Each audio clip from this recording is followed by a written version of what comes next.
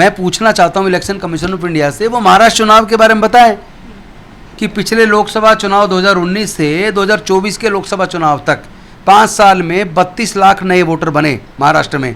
लोकसभा 2024 के चुनाव के बाद 5 महीने के अंदर विधानसभा चुनाव तक आते आते 39 लाख नए वोटर कहाँ से आ गए। तो हमारी कांग्रेस पार्टी लगातार मांग कर रही है कि वो आप लिस्ट दीजिए, डाटा दीजिए। इलेक्शन कमीशन नहीं दे रहा है, तो क्या छुपाना चाहता है आखिर इलेक्शन कमीशन? इलेक्शन कमीशन क्या भारतीय जनता पार्टी का टूल बन गया है? वो विपक्ष को सुनता ही नहीं है। जहाँ जहाँ दलित और माइनॉरिटी वोटर है, जो विशेष रूप से जो बीजेपी को वोट नहीं देता है, ज़्यादातर मैक्सिमम वोट उनकी कटती है, हज़ारों वोट एक कॉन्स्टिट्यूएंसी में कट जाती हैं। तो इलेक्शन कमीशन पूरी तरह संदेह के घेरे में, वो स्वतंत्र निष्पक्ष पारदर्शी चुनाव कराने में विफल हुआ है और इलेक्शन कमीशन पे जनता का भरोसा धीरे धीरे खत्म होता जा रहा है। बिहार चुनाव सर पर है और लगातार जिस तरीके से जनता एक सवाल पूछती रहती है कि चुनाव आयोग इस पर चुप्पी क्यों साधे रहता है, ईवीएम की गड़बड़ी हो और लगातार बैलेट पेपर से चुनाव की मांग को लेकर तेजी से जनता से लेके विपक्षी नेता तक ये जवाब चाहते हैं, लेकिन ईसी लगातार खामोश है। मेरे साथ एक खास मेहमान है राजेंद्र पाल गौतम, उन्हीं से जानेंगे। उनका कहना है कि चुनाव आयोग बीजेपी आरएसएस की कठपुतली बन चुका है। सर, चैनल में स्वागत है। क्या आपको वाकई में लगता है कि कठपुतली बन चुका है इलेक्शन कमीशन? उनके एक्शन से तो ऐसे ही नज़र आता है, क्योंकि जब हम देखते हैं चुनाव की तारीखें घोषित होने की बात, तो कई बार जो डेट वो बताते हैं उससे पहले ही बीजेपी के लोग घोषित कर देते हैं कि फला डेट में चुनाव होगा। और दूसरी बात, जिस तरह विपक्ष की मांग को हमेशा इलेक्शन कमीशन दरकिनार कर देता है। चुनाव आयोग एक इंडिपेंडेंट संस्था है, कॉन्स्टिट्यूशनल बॉडी है, जिसको देश में डेमोक्रेसी की रक्षा के लिए चुनावी प्रक्रिया को बहुत ही पारदर्शिता के साथ कराने की जिम्मेदारी है। फेयर एंड ट्रांसपेरेंट चुनाव हो, ये जिम्मेदारी इलेक्शन कमीशन की बनती है। वोटर में यह भरोसा पैदा हो कि उसका वोट जिसको वो दे रहा वहीं जा रहा है, कोई गड़बड़ी नहीं है। तो ये भरोसा देना इलेक्शन कमीशन की जिम्मेदारी है। लेकिन देखने में ये आ रहा है कि ईवीएम पर तो सवाल लगातार उठ ही रहे हैं। कई जगह कैंडिडेट्स की तरफ से इस तरह के बयान आए कि मेरा और मेरे परिवार का वोट कहाँ गया। तो ये तो मैं समझता हूँ कि जब जो विकसित देश हैं वो ईवीएम का इस्तेमाल नहीं करते, और ईवीएम का सोर्स कोड जिसके पास है, जो कैंडिडेट फाइल और टाइम फाइल डालता है या जो प्रोग्रामिंग करते हैं, अगर वहाँ आदमी ईमानदार ना हो, बाई चांस वो गड़बड़ी करने के लिए आ जाए, वो किसी से मिल जाए, सपोज करो बीजेपी से मिल जाए और वो सोर्स कोड के इस्तेमाल करके उसमें प्रोग्रामिंग इस तरह की कर दे कि वोट वाले दिन सपोज करो सुबह 10 बजे से शाम को 6 बजे तक के बीच में वो वोट को स्विफ्ट करा ले, तो उसका पता कैसे चलेगा? उसकी क्या तरीका है? क्योंकि मशीन तो आप जांचने के लिए किसी को देते नहीं है, तो पता कैसे चलेगा कि मशीन में, क्योंकि इसमें हैकिंग की ज़रूरत ही नहीं है। जो हैकिंग की बात करें, हैकाथन कराया उन्होंने, हैकाथन करा रहे हैं, ये आके कोई भी हैक करके दिखाए, हैक की ज़रूरत ही नहीं है। जब प्रोग्रामिंग में ही अगर ऐसा कर दिया जाए कि आपकी वोट चुनाव की तारीख फिक्स करके डेट एंड टाइम, क्योंकि उसमें टाइमर क्यों लगा है, मशीन में टाइमर डेट क्यों लगा है, क्लॉक क्यों है, ताकि किस डेट में कितने बजे से कितने बजे तक स्वैप कराना है वो प्रोग्रामिंग के द्वारा किया जाता है। अदरवाइज तो सुबह के टाइम वोटर वाले दिन भी मॉक पोल कराया जाता है, सारे जो एजेंट बैठे होते हैं।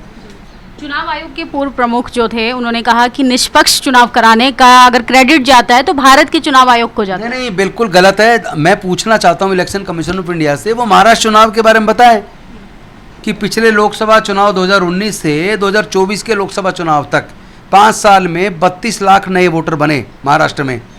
लेकिन महाराष्ट्र के अंदर लोकसभा 2024 के चुनाव के बाद 5 महीने के अंदर विधानसभा चुनाव तक आते आते 39 लाख नए वोटर कहाँ से आ गए।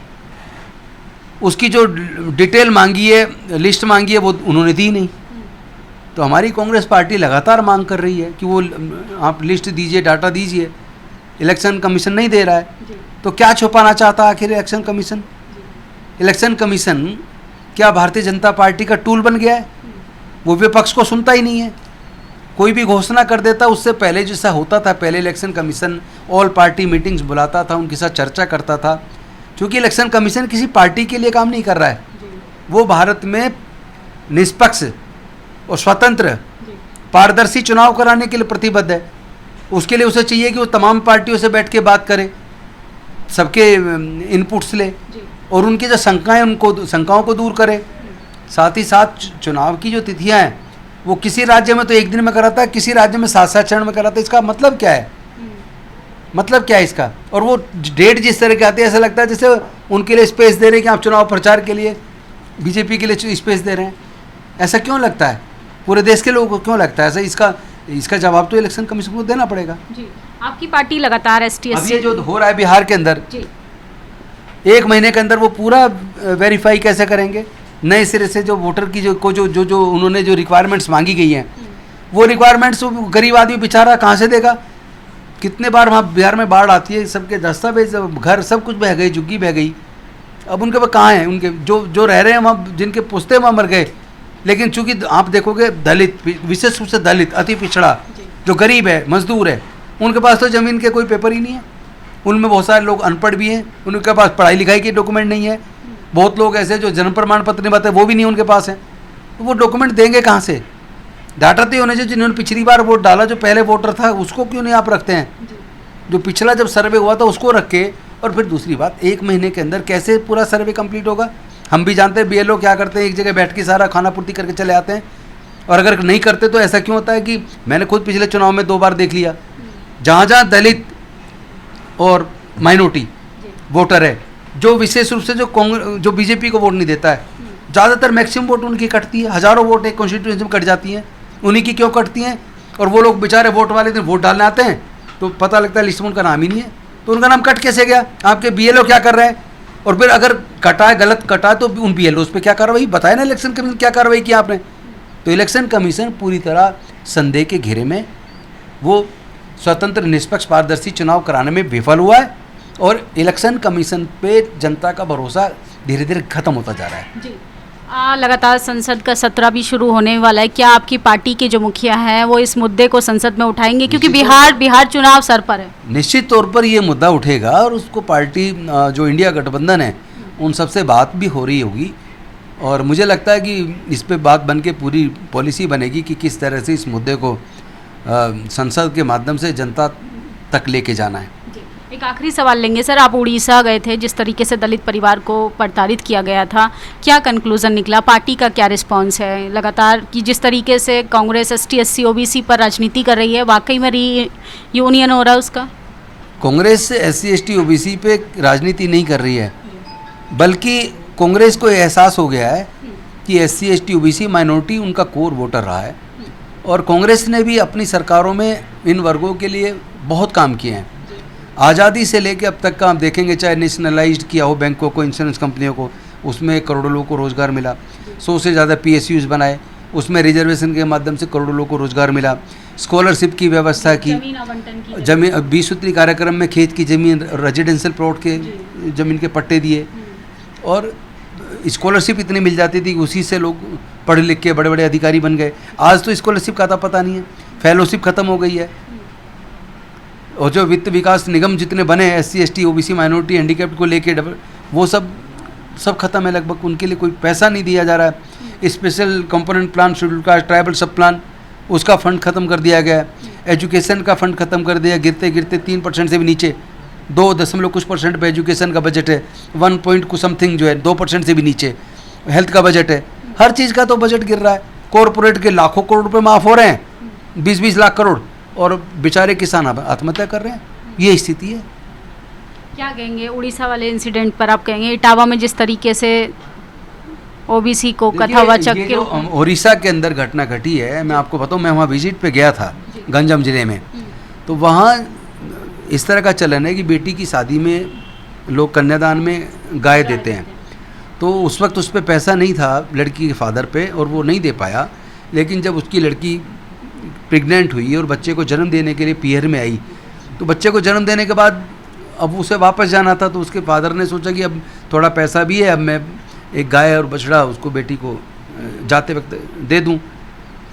तो वो लेके आ रहा था खरीद के, उसको बजरंग दल के लोगों ने पकड़ लिया, मारा पीटा बुरी तरीके से, उनसे 30,000 रुपये की मांग की, 3,000 कुछ उनके जेब में थे वो छीन लिए, उनके जो भाई आए उसकी जेब में थोड़े से पैसे थे वो छीन लिए, दोनों को आधा सर गंजा किया और 2 किलोमीटर तक उनको घुटनों के बल पैदल चलवाया, दोनों के घुटने छिल गए, उनको काफ़ी चोटें मारी हैं, साथ में घास खिलाई, गंदा पानी पिलाया। इस तरह की इनह्यूमन वाली घटनाएं उनके साथ की जा रही हैं। और पूरे देश में दलित आदिवासी, अभी घटना आई है छिंदवाड़ा की, उसको पेशाब पिलाया आदिवासी को। पिछले दिनों आपने देखा होगा मध्य प्रदेश की घटना, वहाँ पे आदिवासी के सर पे पेशाब कर रहा है बीजेपी के का जुड़ा कार्यकर्ता। तो आए दिन जिस तरह की घटनाएं अनुसूचित जाति, जनजाति और कुछ पिछड़े वर्ग की और माइनॉरिटी की जिस तरह बीजेपी शासित राज्यों में हो रही हैं, एनसीआरबी का डाटा है 2018 से 2022 तक 35% इजाफा हुआ है SC ST के साथ एट्रोसिटी में। और साथ ही साथ एक चीज़ और देखने में आ रही है कि ज़्यादातर केसेस जो बढ़े हैं वो बीजेपी शासित राज्यों में बढ़े हैं। अकेले उत्तर प्रदेश के अंदर 26% एट्रोसिटी के केसेस तो अकेले उत्तर प्रदेश में है। तो कहाँ है वो शासन, वो कुशासन है। और वहाँ आए दिन जिस तरह सत्ता के संरक्षण में ऐसा दिखता है कि सत्ता के संरक्षण में दलितों के साथ अत्याचार हो रहा है। और जो इटावा के अंदर जो चोटी काटने की घटना हुई है, ये बार बार बता रही है कि वो लोग देश के संविधान में भरोसा नहीं करते, वो जो मनुस्मृति से देश को चलाना चाहते हैं RSS बीजेपी के लोग। और उसी के तहत वो कहते हैं कि भाई यादव तो शूद्र है और शूद्र को तो कथा करने का अधिकार ही नहीं है, इसलिए उसकी चोटी काट दी और फिर किसी महिला के मूत्र विसर्जन करके उसके ऊपर छिड़क के उसको पवित्र कर रहे हैं। आप कह रहे हैं बीजेपी इस तरह की जो घटनाएं हैं ये अनुसूचित जाति, जनजाति, पिछड़े वर्गों के और माइनॉरिटी के लोगों को समझ लेना चाहिए कि ये मनवादी विचारधारा वाले लोग मनुस्मृति से देश को चलाना चाहते हैं। इनका जवाब सबको एकजुट होकर भारतीय संविधान को हाथ में लेकर इनका जवाब देना पड़ेगा। जी सर, बाइंड अप करेंगे। एक आखिरी सवाल, आपने कहा कि बीजेपी संविधान बदलना चाहती है, प्रस्तावना में कुछ शब्दों का बदलाव हो रही है, क्या वाकई में मनुस्मृति काल को लेके आया जा रहा है या वाकई में संविधान से देश को चलाया जा रहा है? क्योंकि देश के प्रधानमंत्री तो नतमस्तक होते संविधान के आगे। आप पूरा इतिहास उठा के देख लिया, RSS ने 52 साल तक कभी तिरंगे को अपने मुख्यालय पे नहीं फहराया। RSS बीजेपी जनसंघ यही वो पार्टी है जिसने डॉक्टर बाबा साहेब अम्बेडकर जी के और जवाहरलाल नेहरू जी के रामलीला मैदान में पुतले जलाए थे। हिंदू कोड बिल का विरोध इन लोगों ने किया।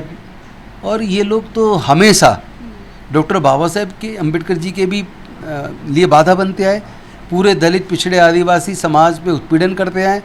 और ये लोग मनुस्मृति, ये बाबा साहब के संविधान को आज भी नहीं मानते, दिल से स्वीकार नहीं करते हैं, आज भी ये मनुस्मृति को ज़्यादा तवज्जो देते हैं। तो ऐसे लोगों से और उम्मीद भी क्या करें? तो ऐसे लोगों को तो जवाब हमें संवैधानिक दायरे में रह के, संवैधानिक तरीके से, डेमोक्रेटिकली इनको जवाब देना पड़ेगा। जी, बहुत बहुत शुक्रिया सर हमें समय देने के लिए। शुक्रिया। तो ये थे राजेंद्र पाल गौतम, तमाम मुद्दों पर बात की। लेकिन एक सवाल जो लोगों के जहन में है, क्या EVM वाकई में निष्पक्ष है तो किन लोगों के लिए? जनता से लेकर विपक्षी नेता लगातार ये सवाल पूछ रहे हैं, लेकिन देश की सरकार के साथ साथ तमाम एजेंसियां खामोश हैं। आपकी क्या राय है? हमारी बातचीत पर अपनी राय ज़रूर दीजिएगा। शुक्रिया।